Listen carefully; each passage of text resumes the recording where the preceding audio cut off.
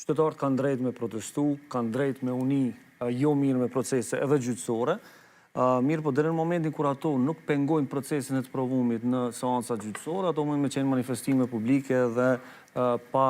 ndonjë efekt madh në proceset gjyqësore. Pra duhet me kuptu që dalja në rrugë, protestat e tilla nuk mund me ndiku shumë vendimin e gjykatës ose vendimin e aty paneli i cili është tu e gjyku procesin, mirë po mund në raste ose në situata të caktuara me ndiku te dëshmitarët e mënshëm ose te dëshmitarët në situata të tilla. Në situatën konkrete, pra në procesin e Tribunalit Hagës, dëshmitarët e prokurorisë, pra dëshmitarët e cilët janë tentuar me u provu për me e provu akt akuzën, tashmë janë përfundu dhe nuk mujnë protestat e tilla me ndiku te ta, tash janë vetëm dëshmitarët e mbrojtjes, të cilët janë pjesë e mbrojtjes së krerëve të UÇK-s atje dhe kjo nuk mundet me ndiku. Po e shoh më shumë si një mbështetje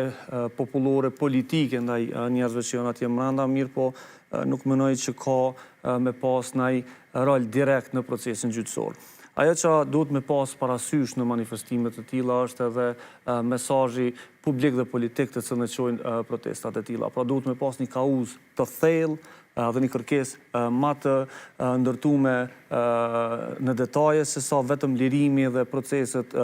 gjyqësore. Pra do të ishte shumë më rrugës që protestat e tilla të kishin edhe një mesazh tjetër, hetimin e krimeve të luftës të cilat kanë ndodhur në vendin tonë dhe dokumentimin e krimeve të luftës të cilat kanë ndodhur në vendin tonë, vendosjen e drejtësisë për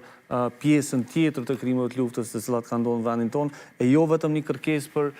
për liri. Pra do të ishte për mu bo lajm botëror, për me mrite mekanizmat vendimarrës, një presion shumë më i madh në rast se do të kërkonim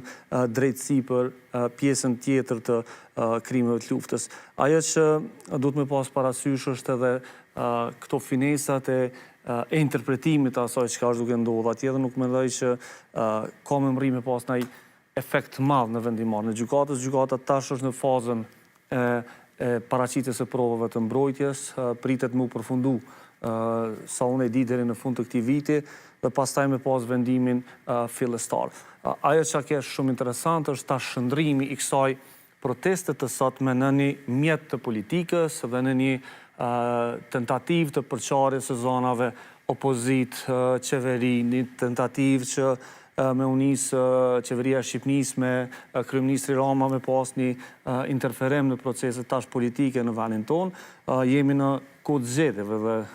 mesazhet e cilat vijnë prej Tiranës definitivisht në këtë situatë kanë me pas një ndikim në zgjedhjet tona të mbrëmshme, për shkak se debati tash është duke u tentuar me u kriju një klimë pro dhe kundër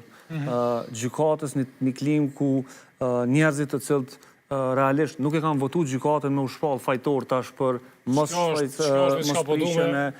mos ndërmarrjen e veprimeve për me zhbot gjykatën.